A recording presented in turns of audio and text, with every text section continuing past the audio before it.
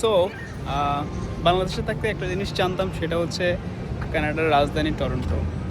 কিন্তু এখানে আসার পরে আসলে এই ধারণাটা বদলে গেছে। কারণ হচ্ছে রাজধানী আছে অটোয়া। হ্যাঁ, আমাদের বাংলাদেশের রাজধানী যেমন ঢাকা বা পার্লামেন্ট ভবন যেখানে সেখানে, ঠিক একইভাবে কানাডার রাজধানী অটোয়াতে। যদিও এখানে আসার আগের দিন পর্যন্ত আমি জানতাম না যে কানাডার রাজধানী অটোয়া। शाबाश बेटा। আমাদের দেশের পার্লামেন্টে ঢুকতে হলে আপনার এমপি মন্ত্রীর সাথে যোগাযোগ থাকতে হবে। আপনি অনেক বড় মাপের সরকারি কর্মকর্তা বা অনেক পাওয়ারফুল লোকজন হতে হবে। কিন্তু এখানে হচ্ছে আসলে ওরকম কিছুই লাগে না। হ্যাঁ, আপনি অ্যাজ এ জেনারেল পিপল, আপনি এখানকার সিটিজেন নাকি ভিজিটর, কিছুই লাগবে না। হ্যাঁ, আপনি জাস্ট এটা বুক করবেন, অনলাইনে বুক করে এসে পার্লামেন্ট হাউস ভ্রমণ করতে পারবেন।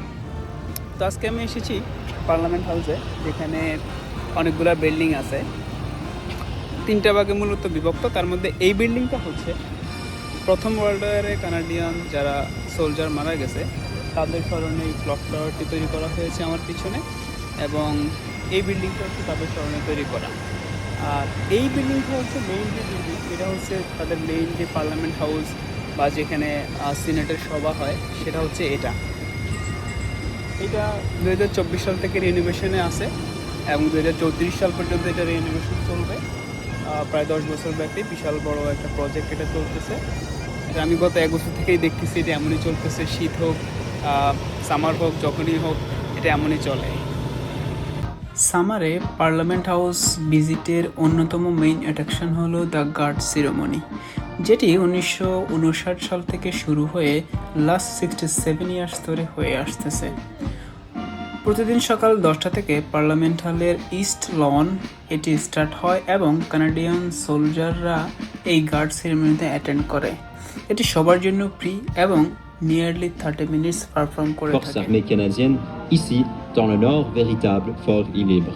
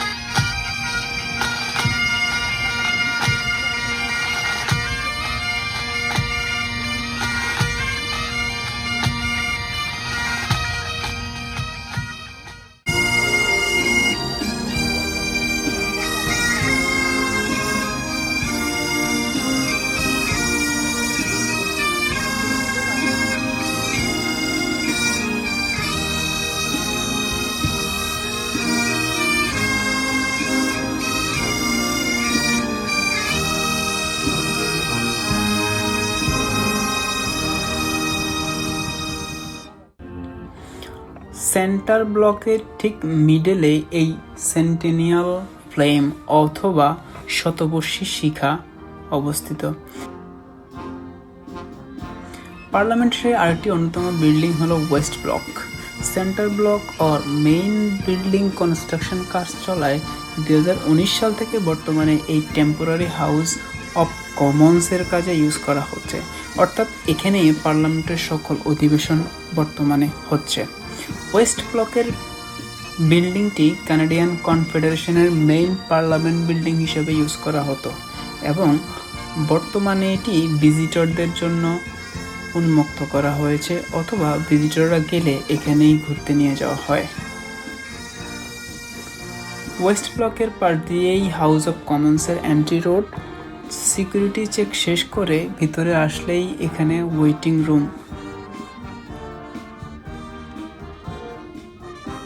ভিতরে স্ক্রিনে পার্লামেন্ট রিলেটেড অথবা কানাডা রিলেটেড বিভিন্ন ইনফরমেশন দেখানো হয়।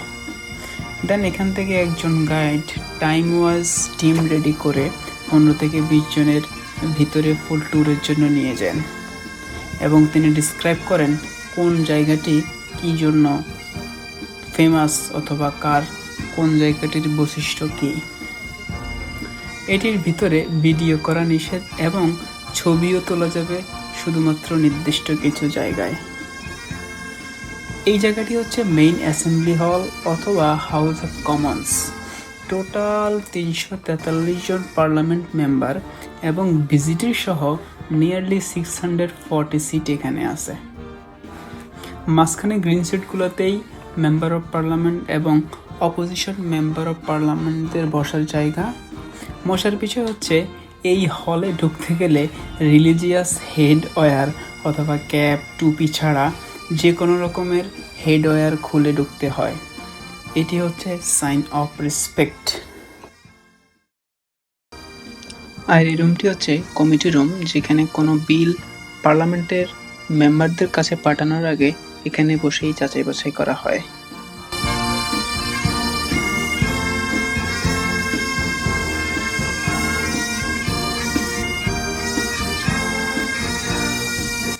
পার্লামেন্ট হিলের পিছনে নীরবে বয়ে চলেছে অটোয়া রিভার, যেখানে ইতিহাস, প্রকৃতি আর কানাডার সৌন্দর্য একসঙ্গে মিলেমিশে আছে।